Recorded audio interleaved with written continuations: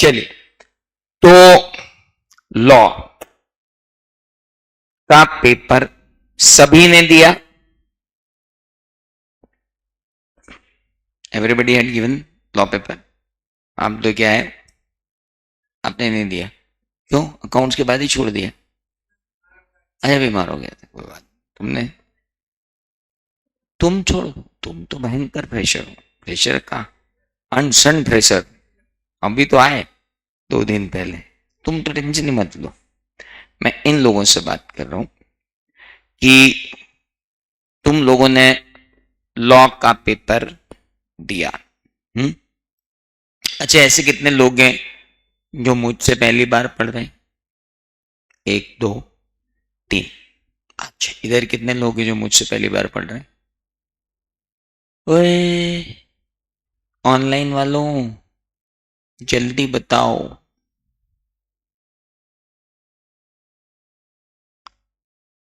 Online वाले जो मुझसे पहली बार पढ़ रहे हैं वो लोग, फर्स्ट टाइम। सक्षम मित्तल, तुम कहां मेरे से पहली बार पढ़ रहे हो यार? अच्छा, दूसरे सक्षम मित्तल है। ओ ग्रेट। और कोई? बाकी सब सेम? बढ़िया। नियम कायदे कानून आपको अब इस रिपीटर्स बैच के बताएंगे महान सेनापति श्रीमान सुनील खत्री सर।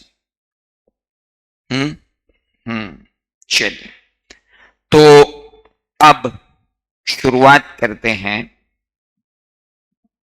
कि लॉ के पेपर में ऐसा क्या आ गया जो आप लोगों को यहां वापस खींच लाया।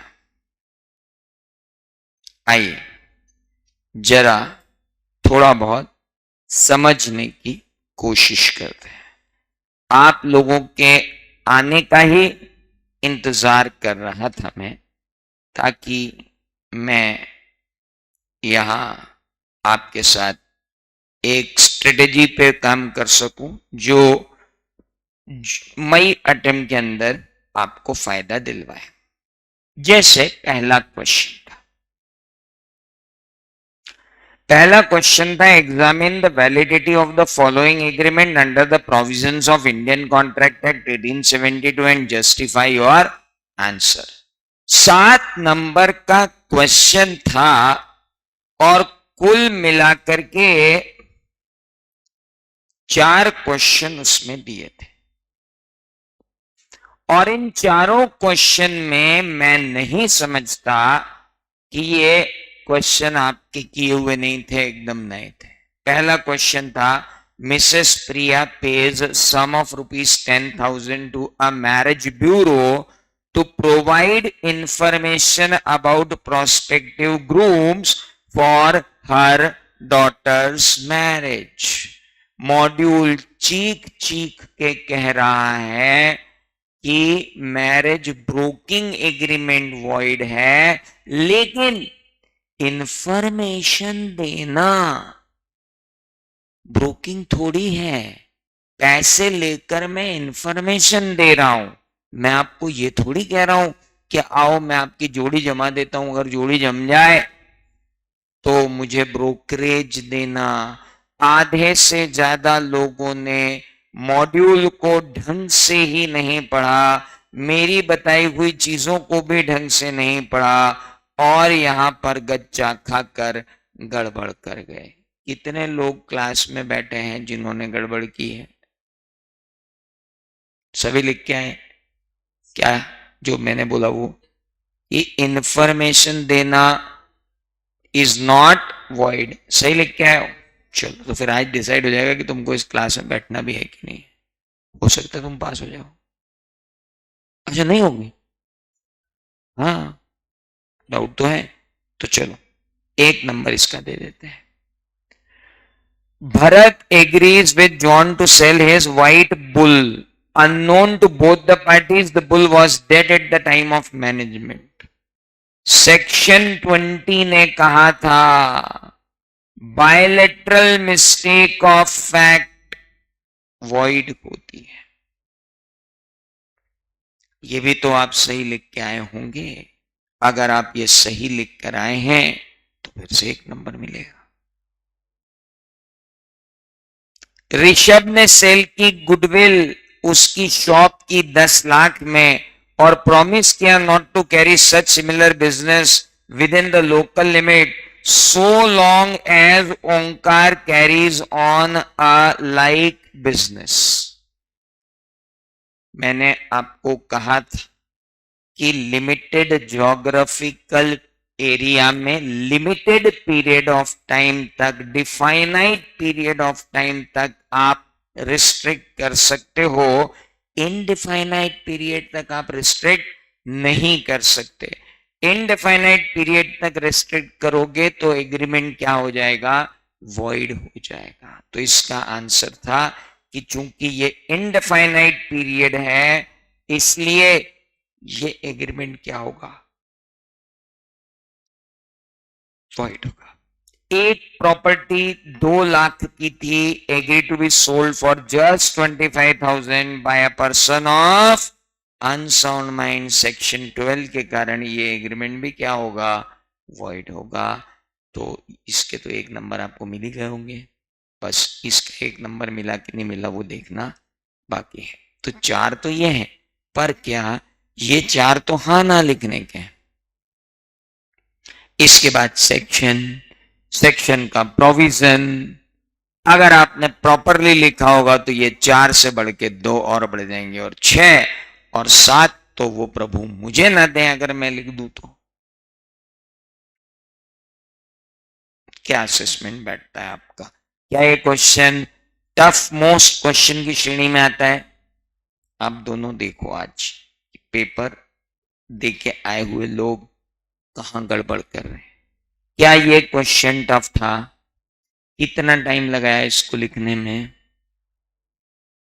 मैंने तुमको ये समझा के भेजा हुआ है कि जितने नंबर का क्वेश्चन हो मल्टीप्लाइड बाय 1.5 कर लेना।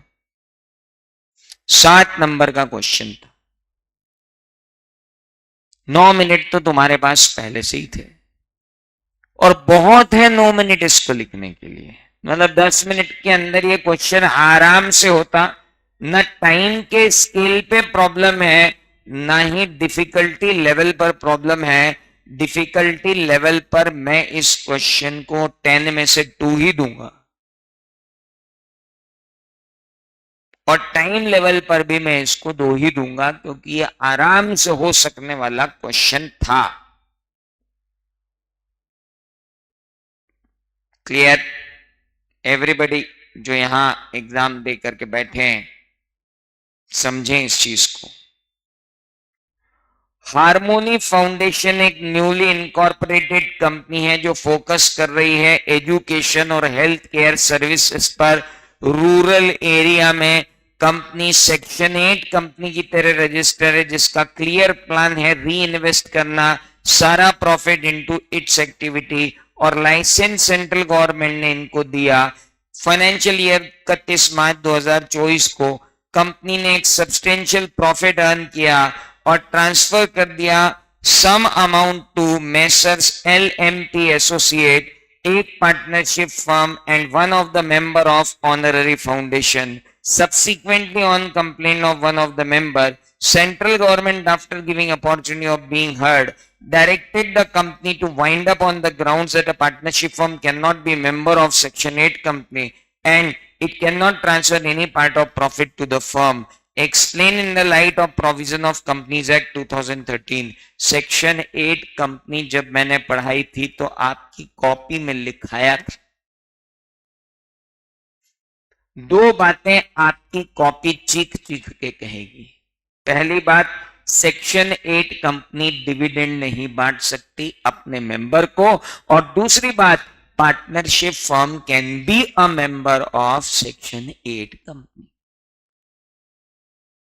2 बातें चीख चीख कर आपकी कॉपी कहेगी कि partnership firm can be a member of section 8 company but section 8 company can not give dividend. ये दो बातें अपन लिखते हैं और अपने को 4 नंबर मिल जाते हैं। और फिर हम कहते हैं कि कोर्ट का ये कहना कि सेक्शन 8 कंपनी में पार्टनरशिप फॉर्म मेंबर नहीं हो सकती, ये गलत है।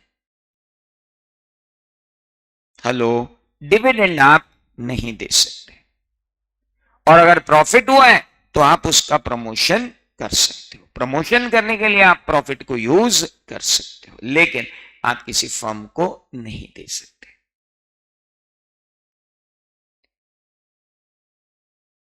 हेलो, कुछ समझ में आया?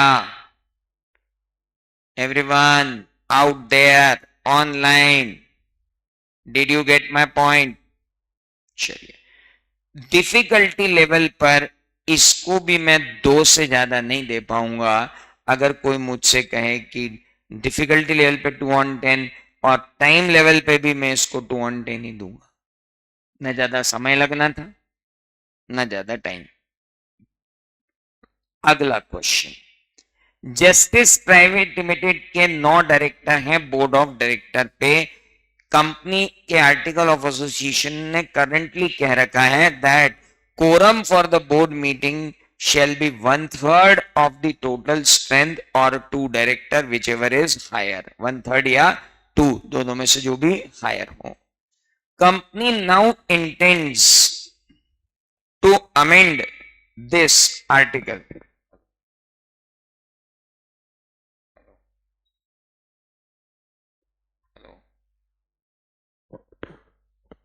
Company now intends to amend this article to specify that quorum for board meeting shall be 1/3 of the total strength or 4 director whichever is higher। Advice, तो 1/3 और 2 डायरेक्टर्स whichever is higher, ये आपका क्या है? नियम है। और कंपनी अब क्या इंटेंड कर रही है कि आर्टिकल को अमेंड करें और 1/3 ऑफ टोटल स्ट्रेंथ और 4 directors whichever is higher करना चाहती है। Okay, advise the company on procedure for this entrenchment provision in the article in accordance with provision of companies act. Would your advice differ if company were a public company? तो entrenchment provision चीख चीख कर आपकी copy में कह रहा है कि जब भी आप आर्टिकल ऑफ एसोसिएशन को यूजुअल प्रोविजन से टफ बनाना चाहते हो तो नई कंपनी की दशा में तो आप एंट्रेंचमेंट प्रोविजन ला ही सकते हो, और पुरानी कंपनी की दशा में एंट्रेंचमेंट प्रोविजन लाने के लिए अगर प्राइवेट लिमिटेड कंपनी हो तो 100% शेयर होल्डर जब तक अप्रूवल ना दे दे तब तक एंट्रेंचमेंट प्रोविजन नहीं आएगा। और पब्लिक लिमिटेड कंपनी हो तो आपको कुछ नहीं करना है, you need to do what? Public limited company हो तो आपको स्पेशल रेजोल्यूशन पास करना है। हेलो, कुछ समझ में आया? एंट्रेंचमेंट प्रोविजन पे 3 नंबर का क्वेश्चन था, डिफिकल्टी लेवल पर वापस 2 on 10 और टाइम लेवल पर भी 2 on 10। मुझे तो नहीं लगा कि कहीं कोई प्रॉब्लम इस पेपर में थी। अगर आपने पूरा पढ़ा था तो मैंने सुबह सुबह एंट्रेंचमेंट प्रोविजन वापस रिवाइज किया था और जो रिवीजन लिया था उसमें भी एंट्रेंचमेंट प्रोविजन पढ़ा। Minor admitted to the benefits of partnership firm is entitled to certain rights। Oh my God भाई साहब, ये तो 1 on 10 है भैया, इससे इजी लड्डू तो कोई हो नहीं सकता। कॉपी में साफ साफ लिखा हुआ था कि माइनर बेनिफिटेड कैसे हो सकता है और उसके क्या राइट्स हैं जब तक वो माइनर है। बिफोर अटेनिंग मेजॉरिटी ओनली ही पूछा उसने, आफ्टर अटेनिंग मेजॉरिटी तो पूछा ही नहीं।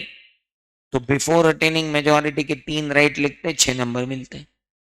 पहला था right to get share from profits, दूसरा था right to detach himself any time, and books of accounts check करना। 3 उसके राइट थे, 3 राइट मस्त लिखते 6 नंबर मिलते पूरे। लड्डू क्वेश्चन था, एकदम लड्डू। एमएनओ लिमिटेड एक सप्लायर है इलेक्ट्रॉनिक कंपोनेंट का, एंटर करता है कॉन्ट्रैक्ट में अगस्त 2023 में पीक्यूआर एंटरप्राइजेस को for the sale of 1000 units of microchips. The contract specifically identified the microchips by serial number and confirmed that they were in a deliverable state stored in MNO Limited's warehouse. The contract stipulated that goods would be delivered on September 1, 2023. Low, specifically identified goods है,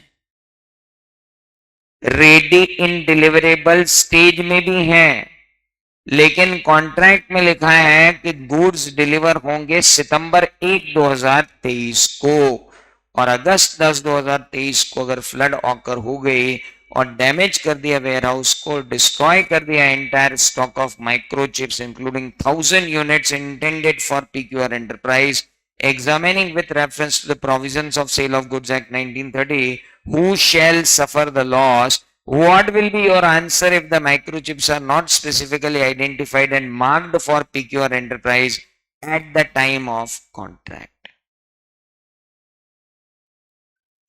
मैंने आपको पढ़ाया था कि जब specifically identifiable goods हैं और वो डिलीवरी के लिए रेडी हैं, तो उनकी प्रॉपर्टी इन गुड्स उसी दिन ट्रांसफर हो जाती है जिस दिन उन्हें अनकंडीशनली अप्रोप्रिएट करके, मतलब जिस दिन आपका कॉन्ट्रैक्ट हुआ।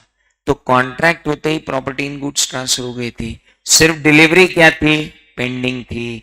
तो नुकसान किसका है, बायर का है। और उसके बाद हमने कहा कि क्या होता अगर माइक्रोचिप्स ना स्पेसिफिकली आइडेंटिफाइड होती, ना मार्क्ड होती फॉर पीक्यूआर एंटरप्राइज, तो फिर जब वो ना स्पेशली मार्क हुई है ना आइडेंटिफाइड हुई है तो वो अनसर्टेन गुड्स है। अनसर्टेन गुड्स तब तक ट्रांसफर नहीं होते जब तक वो असर्टेन ना हो जाए। तो ऐसे केस में ये लाइबिलिटी किसकी होती, सेलर की होती। क्या आप यही लिख के आए?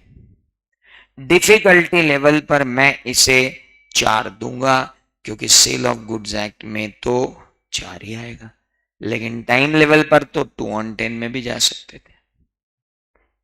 टाइम लेवल में तो कोई प्रॉब्लम नहीं थी। ए ने परचेज की मोटरसाइकिल बी से और यूज की for some time. It turns out that motorcycle sold by B to A was stolen and had to return the rightful owner.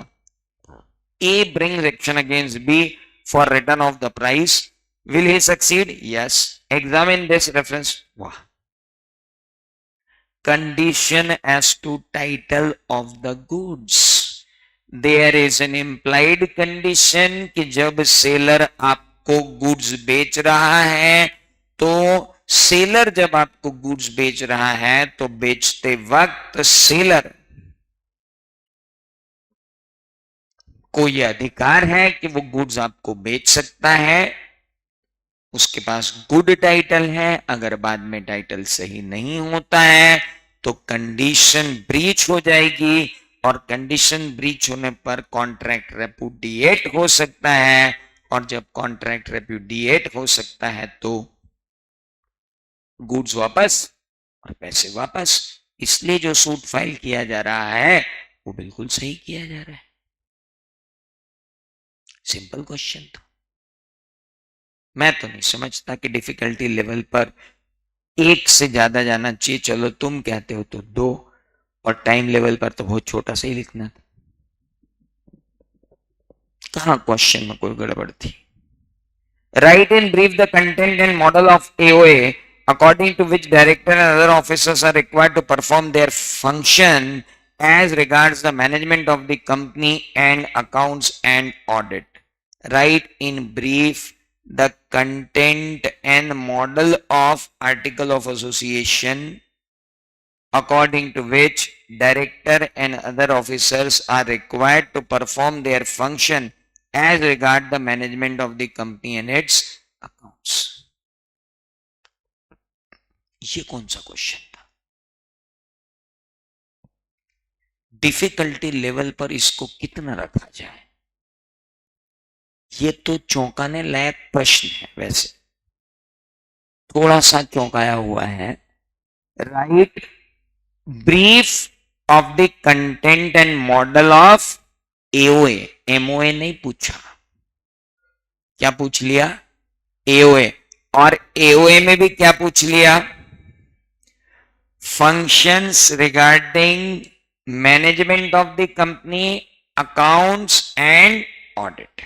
आइए देखते हैं कि मॉड्यूल में ये कहां दिया हुआ था जो हमको पूछ लिया और हम बगले झांकते रह गए वहां पर कि यहां लिखे क्या।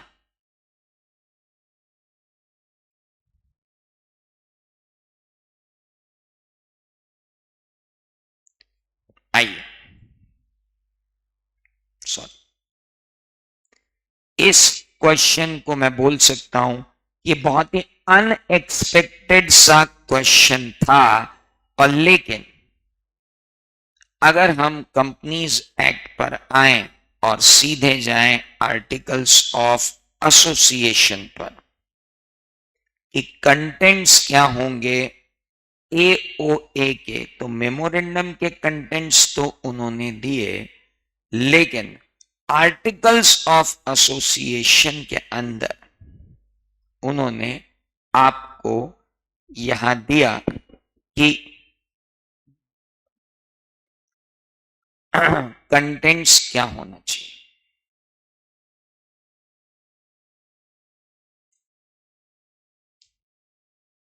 Objectives, relationship, alternative virus and all that. अब अगर मैं एओए पर आऊं तो उन्होंने जो क्वेश्चन पूछ लिया एओए पे कि आप एओए में ये बताओ कि मैनेजमेंट ऑफ द कंपनी से model of the article of association में क्या लिखा रहेगा मैनेजमेंट के बारे में और डायरेक्टर्स के राइट्स के बारे में। तो भाई साहब कोई बात यहां पर नहीं की गई सिवाय एंट्रेंचमेंट के, और कोई बात नहीं की गई है यहां ऑब्जेक्टिव्स, रिलेशनशिप। तो डिफरेंसेस है। इस क्वेश्चन के आप सब लोगों को मार्क्स मिलना है, क्योंकि ये क्वेश्चन इंटरमीडिएट से उठकर आ गया जहां पर एओए के मॉडल तैयार कराए जाते हैं। तो कई बार ऐसा देखने को आपको मिलेगा भी कि यार ये क्या पूछ लिया। तो जब मॉड्यूल में एओए के बारे में कुछ लिखा ही नहीं है तो हम कैसे बात कर लें कि आपको क्या लिखना था। Very simple and sober. Write in brief the content and model of AOA, according to which director and the other officers are required to perform their function as regard the management of the company is a management of company, its accounts and audit. This question was never be a question, never be a question.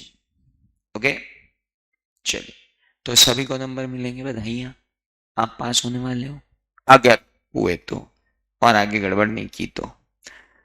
Diana and Bharti newly qualified chartered accountant है। उन्होंने कहा चलो LLP बनाए, तो उन्होंने उनकी professional services provide करने के लिए उन्होंने इन्फॉर्मेशन मांगी provisions of the limited liability act specially regarding the incorporation document. Additionally वो चाहते हैं कि स्टेटमेंट फाइल करें इनकॉर्पोरेशन डॉक्यूमेंट का serves as sufficient evidence for all legal requirements of the incorporation LLP. Explain this step. Simple सा question था, LLP incorporation कैसे होता है उसकी स्टेप्स को लिखना था। सबकी कॉपी में बढ़िया से नोट्स बने हुए थे और 3-3 बार रिवीजन भी किए हुए थे। भाई साहब डिफिकल्टी लेवल पर 2 on 10 लिखते समय जरूर ये थोड़ी सी बड़ी प्रोसीजर है, तो 3 on 10। PQR पार्टनर है कंस्ट्रक्शन फर्म में, PQR एंड एसोसिएट्स में। P ने सीमेंट लिया, फर्म थी किसकी, D की, और सीमेंट यूज कर लिया ordinary course of firms business में। P uses cement for personal purposes, supplier D ने P को दिया। अरे यार, क्या तुम्हारी फर्म का बिजनेस सीमेंट खरीदने बेचने का है? हाँ, क्योंकि हम कंस्ट्रक्शन फर्म है। क्या तुम्हारे पार्टनर ने एम्प्लॉयड अथॉरिटी के अंदर काम किया? हाँ, हमारे पार्टनर ने एम्प्लॉयड अथॉरिटी के अंदर काम किया। तो एम्प्लॉयड अथॉरिटी के अंदर किए गए हर सही और गलत काम के लिए फर्म जिम्मेदार होती है। पार्टनर ने अगर सीमेंट पर्सनल पर्पस के लिए खरीद लिया और उसको पर्सनली यूज कर लिया, तो भी थर्ड पार्टी के लिए तो कौन जिम्मेदार होगी? फर्म जिम्मेदार होगी। Firm is contention is wrong, firm is responsible for that.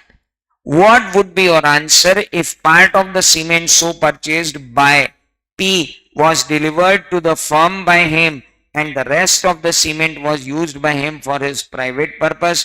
तो फर्म तो भाई दोनों के लिए ही जिम्मेदार है। हाँ, फर्म बाद में किससे वसूल लेगी? पार्टनर से, वो बात अलग है, लेकिन थर्ड पार्टी के लिए तो फर्म ही जिम्मेदार है। पूरा का पूरा क्वेश्चन इंप्लाइड अथॉरिटी के ऊपर था दोस्त।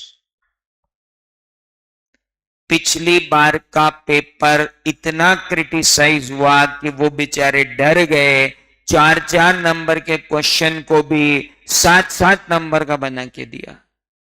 अब हमारे बच्चे उलट गए, क्योंकि उन्होंने तो 4-4 नंबर की तैयारी की थी और ये तो 7-7 नंबर के आ गए।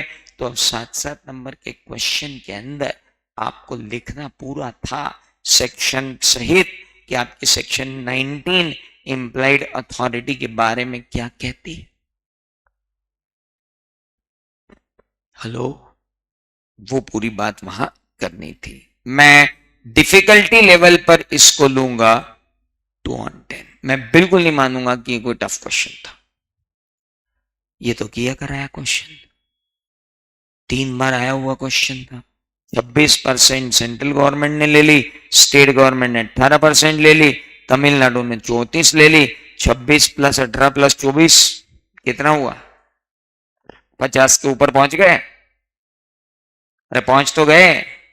Whether the company would be considered as PFI, explain the brief about various situations regarding PFI। PFI बनाऊं, इसको PFI बना सकती है, सेंट्रल गवर्नमेंट इसको PFI नोटिफाई कर सकती है। हेलो, या तो खुद आरबीआई के कंसल्टेशन से इसको पब्लिक फाइनेंशियल इंस्टीट्यूशन घोषित किया जा सकता है, ये है नहीं। पब्लिक फाइनेंशियल इंस्टीट्यूशन ऐसे नहीं हो जाते कि आप गवर्नमेंट कंपनी हो गए तो पब्लिक फाइनेंशियल इंस्टीट्यूशन हो गए, नहीं। सेंट्रल गवर्नमेंट इसको क्या करती है? नोटिफाई करती है, तब जाकर आप पब्लिक फाइनेंशियल इंस्टीट्यूशन बनते हो। डिफिकल्टी लेवल पर मैं इसको जरूर 4/10 दूंगा, क्योंकि टेक्निकल चीज समझ नहीं पाया अगर बच्चा तो लिख देगा कि नहीं ये पब्लिक फाइनेंशियल इंस्टीट्यूशन नहीं है, ये तो गवर्नमेंट कंपनी है। अरे बावले, जब तेरे को पब्लिक फाइनेंशियल इंस्टीट्यूशन पढ़ाया था तो बड़े बड़े शब्दों में तेरी कॉपी में लिखवाया था कि सेंट्रल गवर्नमेंट अगर चाहे तो पब्लिक फाइनेंशियल इंस्टीट्यूशन नोटिफाई कर सकती है, और नोटिफाई करने के लिए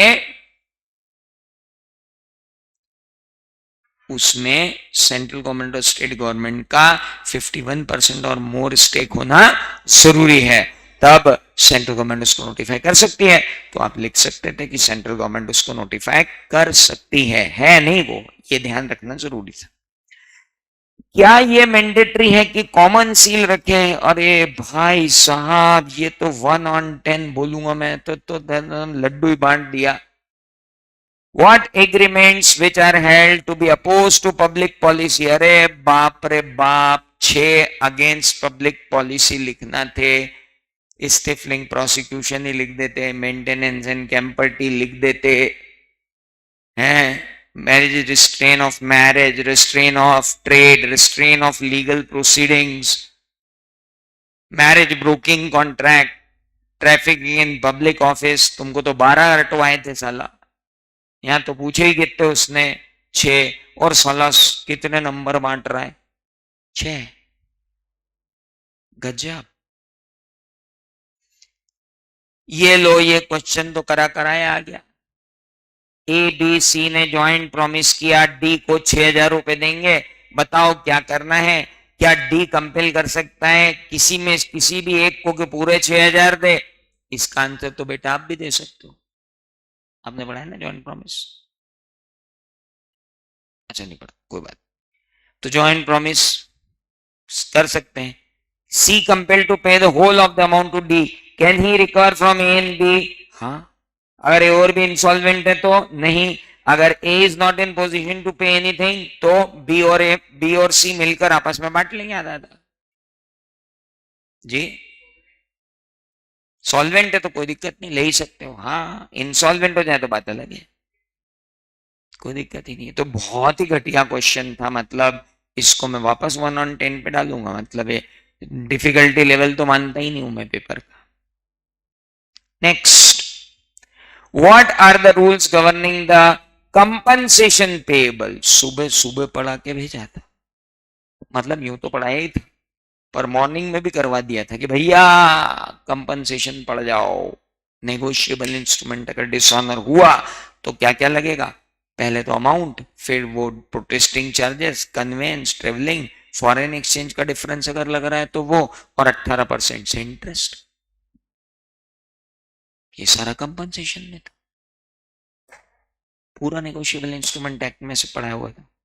Ashok or Vimal pursuing chartered accountancy course and discussing about the structure of Indian judicial system. बता दो भैया इंडियन जुडिशियल सिस्टम चार, high supreme court, high court, district court और मेट्रोपॉलिटन कोर्ट। बताना थे 6 नंबर, लड्डू बांट दिया। The Institute of Science Pune placed an order various chemical worth 1,50,000 from a supplier in Delhi. The buyer made full advance payment and seller dispatched the consignment via courier of his own choice without reserving any right of disposal over the goods. The consignment was lost in transit and now the buyer seeks a refund of the purchase price. Sir, मैंने अगर goods को ascertain करके unconditionally appropriate करके बिना reservation of rights के आपको goods भेज दिया है तो वो गुड्स आपकी रिस्पॉन्सिबिलिटी है, मेरी नहीं है। तो buyer will be responsible and seller will not be responsible. Difficulty level पर इस बार तो कोई ऊपर जा ही नहीं पा रहा, सीधे ही आंसर निकल रहा है। Adarsh visited an authorized car showroom and purchased a car of his choice without conducting detailed inspection. After making payment and taking delivery of the car, he discovered defect in engine that could not have been detected even with the reasonable inspection. With reference to provision, क्या है? Engine ही अगर खराब है तो car मर्केंटेबल थी ही नहीं। जो चीज मर्केंटेबल नहीं थी वो आपने मुझे कैसे बेच दी? It's an implied condition. Main purpose ही पूरा नहीं हो रहा तो कैसे काम चलेगा? बेटा 5 मिनट रुकना चाहिए। तो मेन पर्पस ही पूरा नहीं हो रहा है तो काम कैसे होगा? Is that clear? तो ये तो इम्प्लाइड कंडीशन है। इम्प्लाइड कंडीशन कौन सी? मर्केंटेबिलिटी की। Whether Adesh can revoke the implied condition of mercantability? हाँ. And can he repudiate the contract? Yes. बिल्कुल। Explain the following terms of it. क्या बोलूं अब मैं, मतलब ये तो लड्डू ही बना के दे दिया कि पार्टनर बाय होल्डिंग आउट और नॉमिनल पार्टनर किसको कहते हैं। Dissolution of partnership firm may occur by mutual agreement with the consent of majority of the partner while compulsory decision required an order from the court. नहीं, compulsory dissolution हमेशा court के order से थोड़ी होता है। कभी कभी कंपल्सरी डिसोल्यूशन बिना ऑर्डर ऑफ द कोर्ट के भी हो जाता है। Discuss the statement with reference to relevant provision. यहां थोड़ा सा घुमाया था आपको, आपका चार्ट याद होना चाहिए कि यहां क्या लिख रहा है? Compulsory dissolution requires an order from court. No, not at all. हमेशा ऐसा नहीं होता कि आपको ऑर्डर ऑफ कोर्ट चाहिए होता है। कंपल्सरी डिसोल्यूशन बिना कोर्ट के ऑर्डर के भी हो सकता है। हेलो, और वो कंडीशन बतानी थी 3 नंबर मिल जाते। डिफिकल्टी लेवल पर मैं इसको 4 पे ले जाऊंगा, क्योंकि नॉर्मली लोगों को ये फंडामेंटल आता नहीं। Explain with reference to Indian contract act undue influence क्या है? 1 on 10। What when party is deemed to be positioned to dominate the will of other? Ostensible authority, और वो अथॉरिटी के बारे में बोला है फादर सन, डिसाइपल बाबा जी, डॉक्टर पेशेंट, वकील मुवक्किल, वो सारी बातें जो की थी वो सब यहाँ आ गई। 6 नंबर में मजे करो। Anjali purchased various cosmetic product worth 15,000 during the last week of from Sushil, shopkeeper, on credit of 1 month. After fortnight, she makes out the blank promissory note, signed it and delivered to Sushil, who further endorsed it to Manish for the payment of his dues. Manish, who is holder of due course, filled up the due amount of 17,000 from Sushil and on maturity presented it to Anjali for the payment, but she refused to pay fulfill a more than agreed amount of 15,000. एक बात बताओ, एनकोट instrument को, एनकोट instrument के बारे में मैंने बात की थी कि एनकोट इंस्ट्रूमेंट पर जितना स्टैंप लगा हुआ है उतने तक का अमाउंट क्लेम कर सकता है होल्डर इन ड्यू कोर्स, लेकिन अगर होल्डर है तो जितना इंटेंडेड अमाउंट था वो ही आ सकता है। अब हमको ये देखना है कि Sushil, or who further endorsed it to Manish for the payment of his dues. Manish, who is holder in due course, filled up the due amount of 17,000 from Sushil on maturity of Anjali. Anjali को 17,000 रुपए देना पड़ेंगे अगर stamp लगे हुए हैं properly तो। Simple question था, पर चूंकि नेगोशिएबल इंस्ट्रूमेंट एक्ट अपने आप में डिफिकल्ट है, इसलिए मैं इसको 4 on 10 दे सकता हूं।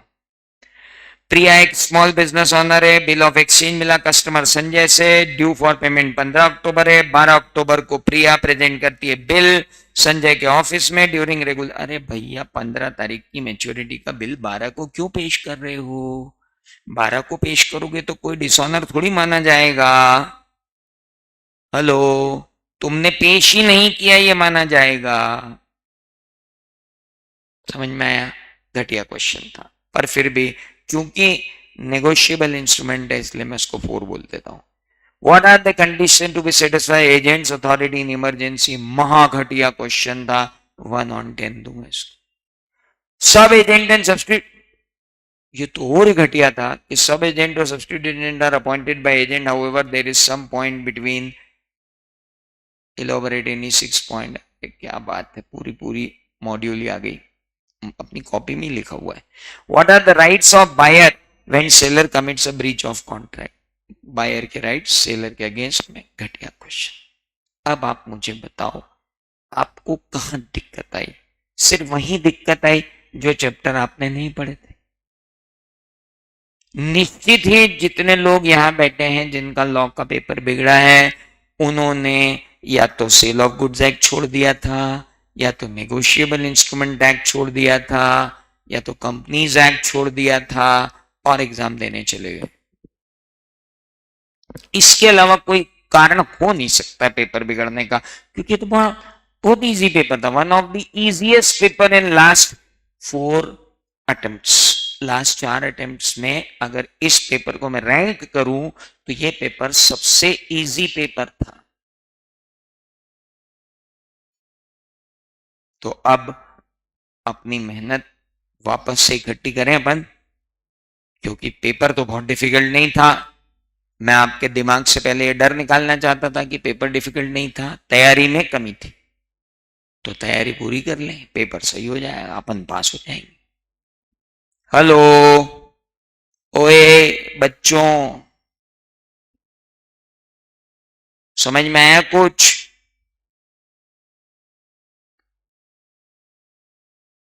पेपर में तो मुझे कुछ भी डिफिकल्ट नहीं लगा। तो कल से शुरू करते हैं वापस से नया मिशन और खत्म करते हैं इसको। इस बार नदियां पार कर देंगे अपन, ठीक है?